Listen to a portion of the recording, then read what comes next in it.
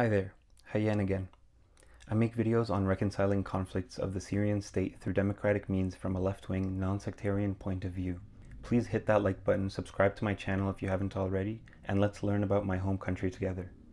I'm in the process of trying to grow this channel, and while don't get me wrong, I love researching, writing, recording, and editing these videos, this work can be very unrewarding, especially at this stage in my YouTube journey. I would really appreciate your support as I try to broaden the extremely limited online discourse surrounding my home country. If you are able to, please consider sending a contribution through the links in the description. Even if you don't have a few bucks to spare, there are free ways of supporting me there too. And of course, you can share this video widely.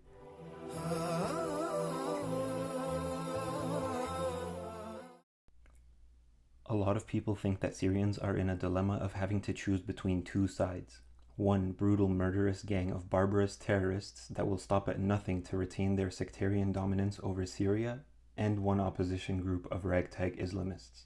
This is false. The truth is, although support for the Syrian revolution has dipped, those who defend the opposition are not a monolith. There exists a wide range of groups that are always going to be working directly for the interests of Syrians, but they are not easy to track. That is why you will not usually find someone defending a particular party, group, or person, but rather the cause. And what is that cause, you ask? Well, this is what this video will be about. I know it's cliche because it's not really an edgy take to just say I am on no sides, I am on the side of the people, but it really is the only defensible position, especially in Syria. War is hell, and this one is no different. Each side is credibly accused of war crimes, some more than others, but if you separate the disproportionately huge crimes of the Assad regime, those of the remaining factions are marginal.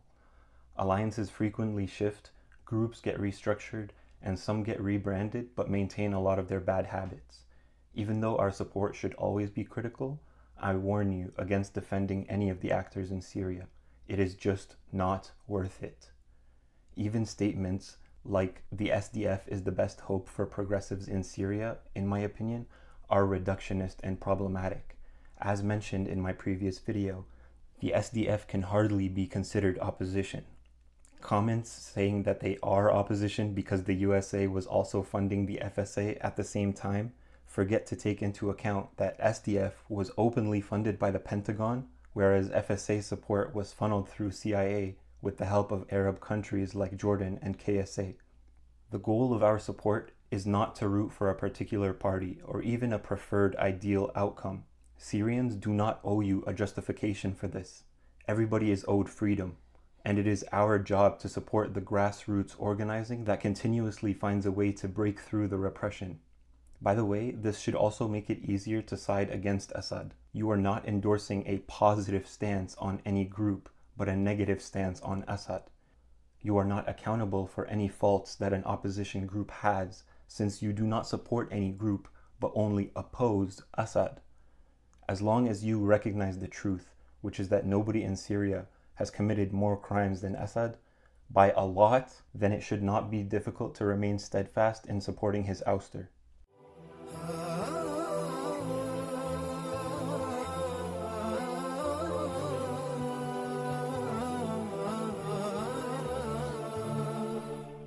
The Syrian revolution, for all its faults, began with the best of intentions.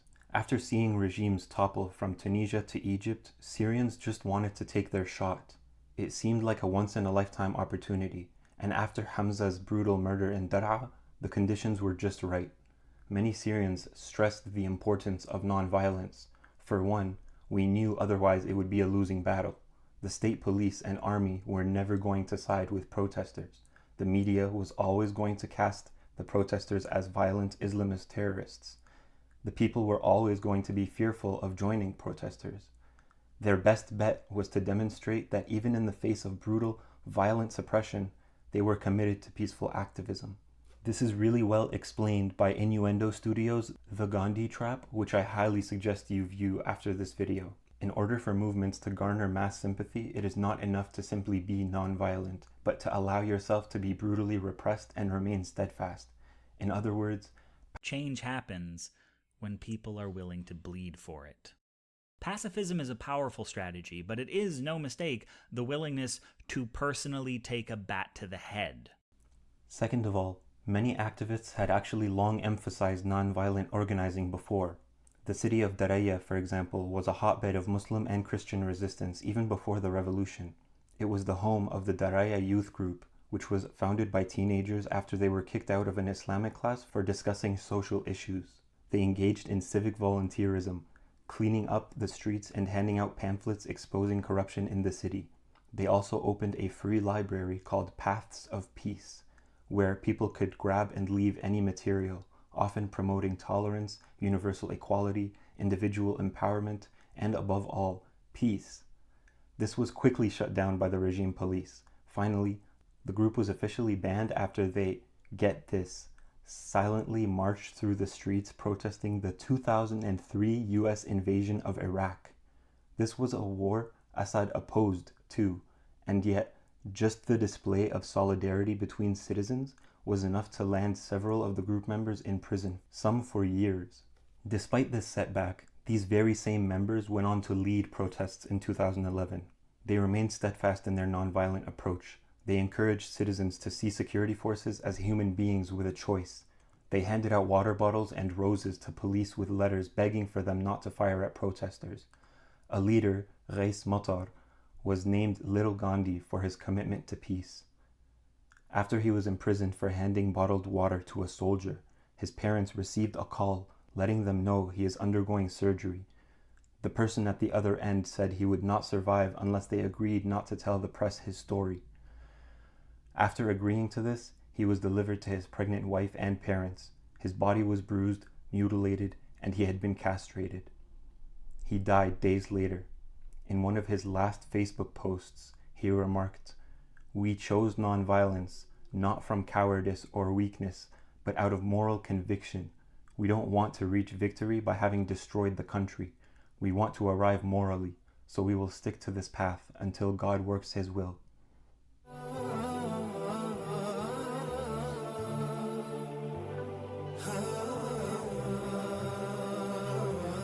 The peaceful protests inspired a 63-year-old left-wing Syrian economist to leave the comfort of his US home and assist in the pivotal movement he saw in his home country.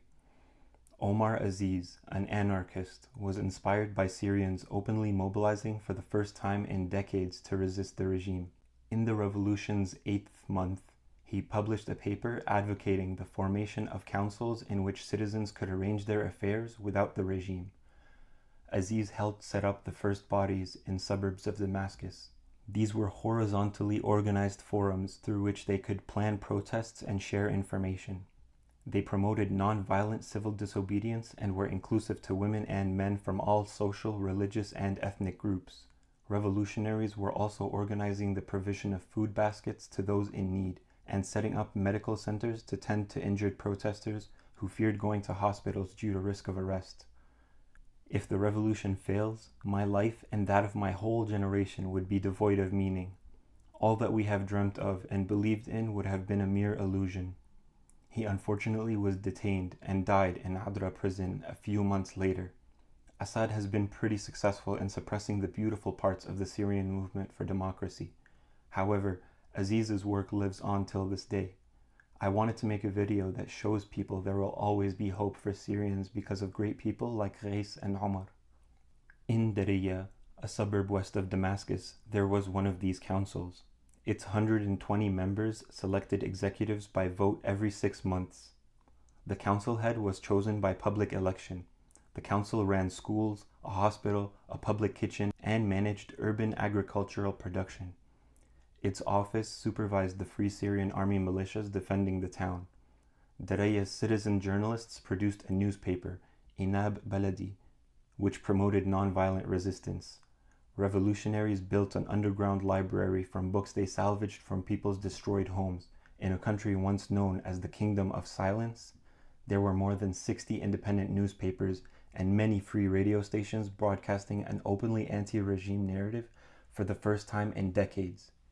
In Zabadani, young men and women had formed a local coordination committee to organize demonstrations and carry out media work. In mid-2011, the collective of Zabadani female revolutionaries was formed. They played a leading role in the dignity strike in December 2011, a nationwide general strike that attempted to place economic pressure on the regime. In January 2012, they established Oxygen magazine, a bi-monthly printed magazine providing analysis of the revolution and promoting peaceful resistance. Once the town was liberated, they were prepared to fill the vacuum created by the regime's withdrawal. The town's Sunni and Christian residents came together to elect the council's 28 members. The council established a number of departments to administer daily civil life, including for healthcare and humanitarian assistance, as well as a political committee involved in negotiating with the regime and a court to resolve conflicts. A military committee supervised the Free Army battalions to ensure security. The Mazaya Center in Kafranbel, Idlib taught vocational skills to women, held discussions on women's rights issues, and challenged the threats posed by extremist Islamist groups. On July 18, 2017, women and men in Saraqib, eastern Idlib, participated in elections for their local council. According to the Election Commission, 2,475 people cast their ballot, 55% of eligible voters. Just days earlier, the three candidates had held a lively public debate. This is unheard of in Assad's Syria. Democratic provincial councils operate in the liberated parts of Aleppo, Idlib, and Daraa. Another feature of Syrian politics which was entrenched was the military. In the Ghouta region near Damascus, militia commanders were not permitted to stand as candidates. Fighters were, but only civilians won enough votes to gain seats. Representatives of these local councils were part of the opposition government in Turkey but fell out over some ideological differences. They maintain a distant relationship but have been sidelined for a lot of the negotiations. While very decentralized and obviously not a monolith, their stance towards armed struggle has been steadfastly against. They also refused to receive foreign funds and worked mainly off of donations. Obviously, I do not believe this to be entirely true, but they have maintained independence, which is more than I can say for the current interim government. Their information page on their site also recognizes the struggles of everyone under imperialism. The Syrian people do not want to substitute authoritarian rule with submission to foreign influence. The Syrian people extracted its independence and founded its modern state. It aspires to liberate all its lands and chiefly the Golan.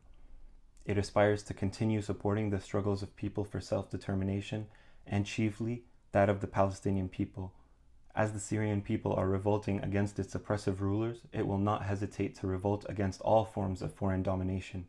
Despite being one of the largest and best organized opposition groups inside Syria, the LCC receives the least amount of funding due to its non-military stance and lack of religious affiliation. To be honest, their condition is not great. I was surprised to even see that there was a Wikipedia page for these councils. Horizontal grassroots democratic organizing in Syria is difficult, but Syrians always find a way to make it work.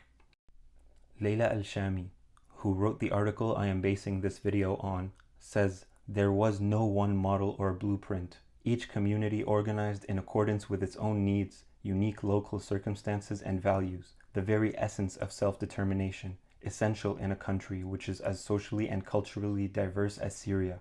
What they shared was a desire for autonomy from the regime and a commitment to decentralized, self-managed forms of organization." Some good news: the Zabadani women's group I mentioned earlier evolved into the Dhamma Foundation, which continues to support women to build resilience and alleviate the impact of violence in conflict-affected communities, as well as providing education and psychological support for children. Suffice it to say, Syria is not a country that will ever fit the black and white thinking that, say, the Iraq War has led many Westerners to believe in. These councils should have been protected, offered assistance, and been heralded as modern examples of radical democracy and revolutionary resistance, but they are instead relegated to oblivion. It's not even that people criticize them. They don't even know they exist. The impression I get from most people online is that they think militant rebels were the judge, jury, and executioner of the Syrian revolution. This is far from the case. In many instances, you can see citizens always pushing back against state coercion and violence. Please do not be so quick to overlook Syria. Thanks for watching. Please remember to like, comment, and please subscribe to help me reach over 1K subscribers. If you found this video useful, support me through a tip or for free through the link in the description. This video took a lot longer than my last two combined, and I am a starving student. I probably won't be uploading another long video like this for a while, but yeah, depending on how this one goes, I'll see when I have time to make another one. Yeah, thank you so much. Have a great day, guys. Take care. مع السلامة.